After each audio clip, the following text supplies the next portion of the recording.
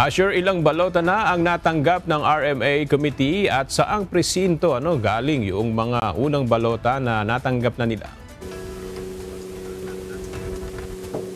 Aga mahigit 20 ballot boxes na natanggap ng Random Manual Audit o RMA Committee na sa isasagawang mano-manong pagbibilang ng mga boto sa balota.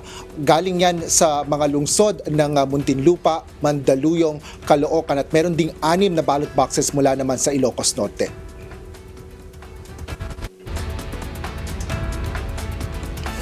Bumuo ang RMA Committee ng 60 teams na binubuo ng 3 guro mula sa Department of Education na magsasagawa ng Random Manual Audit. 540 ang kabuuan ng bilang ng mga gurong sumailalim sa training at hindi rin nagsilbi bilang electoral board noong May 12 elections.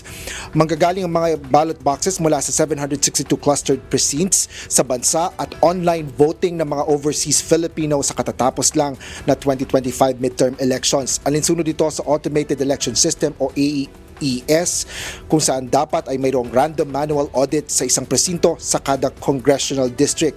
Random ang pagpili ng Commission on Elections o COMELEC sa mga kasamang presinto sa bawat probinsya o syudad kung saan ginamit ang naturang sistema. Isa-isang sisiyasatin ng bilang ng mga boto kumpara sa automated counting machines o ACM na ginamit sa eleksyon. Sisiyasatin lang ang mga boto para sa mga tumatakbong senador, party list, group, congressional representative at alkalde. Importante ito kasi malalaman nila na yung kanilang balot na binasa ng makina, tiningnan din ng tao, no? Para ma-verify na tama naman pala ang bilang ng machine dahil binilang ito ng tao. Katulad nung unang panahon, lahat naman manual counting, no? Mayroon tayong tally board. Oo, so nakikita ng tao. Yun lang pagkakaiba ngayon, hindi nakikita ng public yung pagtatali, no? Kaya dito, nagtatali sila. Bukod sa COMELEC, may iba ring miyembro ang RMA Committee. Kabilang dito ang mga kinatawan mula sa Department of Education at Philippine Statistics Authority o PSA.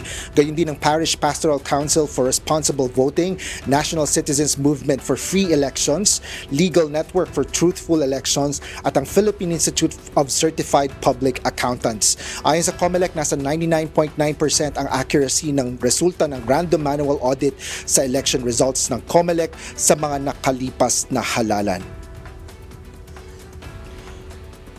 Aga target ng RMA Committee na matapos ang manual o random manual auditing sa loob ng 45 araw o 1.5 buwan. Yan ang latest dito sa Pasay City. Balik sa iyo, Aga. Maraming salamat, Asher Cadapan Jr.